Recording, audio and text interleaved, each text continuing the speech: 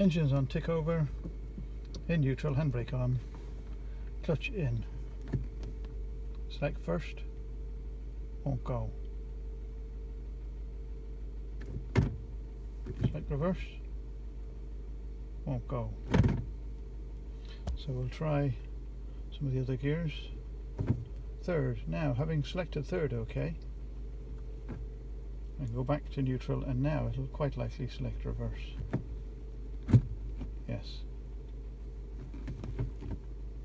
Clutch out, clutch in again, and try again.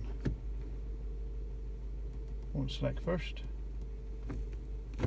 will select second. Now it'll probably go into first now, no problem. All of the gears. Over to reverse, won't go. Try again, will go. Clutch out,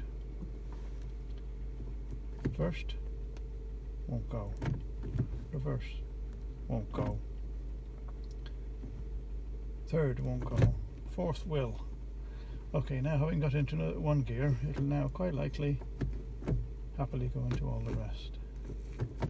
And that's the symptoms which has got me stuck at traffic lights. Not for long, but embarrassingly not being able to pull away when you should be able to pull away.